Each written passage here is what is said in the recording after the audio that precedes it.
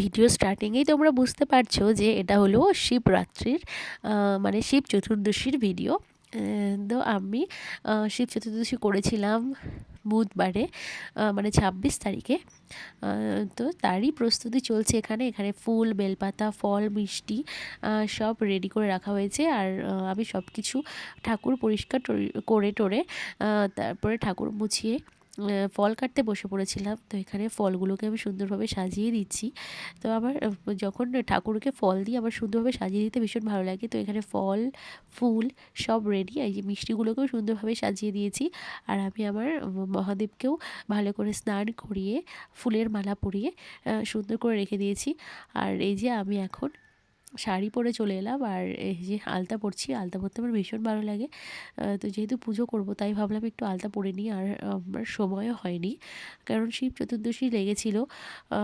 তিথি ছিল সাড়ে 9:30 কি 9:45টার সময়, হয়তো বা ভুলে গেছি আমি। তো আমার তার আগেই আমার সব হয়ে গিয়েছে। তো আমি এখানে সব রেডি করে শাড়ি পরে আলতা পরতে বসে পড়েছি। তো আমার এখানে আলতা পরাও হয়ে গিয়েছে। আলতাও এমন একটা জিনিস যেটা পরতে আমার ভীষণ ভালো লাগে। তো আলতা টালতা পরে আমি এখানে ঘরের বাকি যে ঠাকুর রয়েছে সেগুলোর পুজো দিচ্ছিলাম। এখানে মায়ের পুজো, তারপরে মা লক্ষ্মী, নারায়ণ, বিষ্ণু সব ছিল। তো এগুলো পুজো দিচ্ছিলাম। তারপরে যখন চতুর্দশী লাগলো, তারপরে আমি মহাদেবের মাথায় জল ঢেলে পুজো করছি, তোমরা দেখতেই পাচ্ছ। তো আমি রাত জাগিনি, মানে শিবরাত্রি করিনি। প্রহরে প্রহরে জল ঢালা যে ব্যাপারটা, সেটা আমি করিনি। শুধু তিথি অনুযায়ী আমি জল ঢেলেছিলাম উপোস করে। কারণ কিছুদিন পরেই আমাদের বাড়িতে পুজো আছে।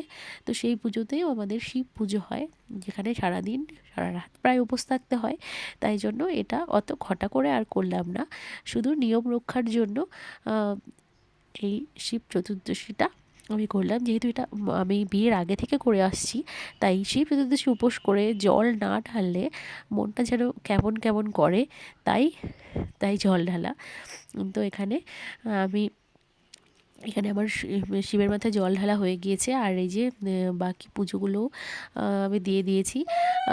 তো পুজোর শেষে আমি এই যে ঠাকুরকে প্রদীপ দেখিয়ে উলুধ্বনি, শঙ্খধ্বনি দিয়ে আমার সেদিনের মতো, মানে শিব চতুর্দশীর পুজো সমাপ্ত করলাম।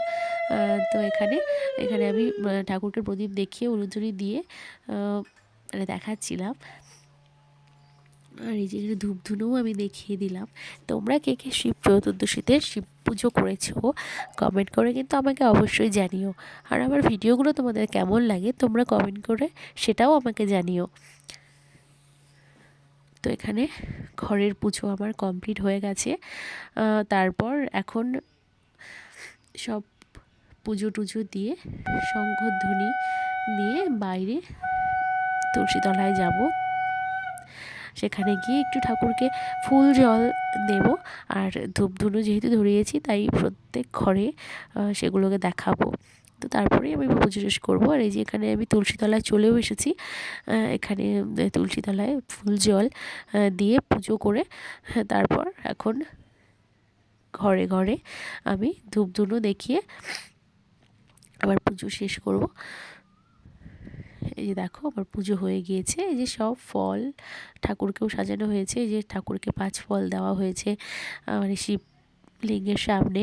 আর এই যে ঘরের পুজো, বাকি ঠাকুরের পুজো সব হয়েছে। তো তারপরে আমরা একটু নদীতে গিয়েছিলাম, সেই ক্লিপটাও নিয়েছিলাম। তো এইভাবেই আবার শিব চতুর্দশীর দিনটি কেটেছিল। তো তোমরা কিভাবে কাটিয়েছিলে শিব চতুর্দশীর দিন কমেন্ট করে আমাকে অবশ্যই জানিও। টাটা।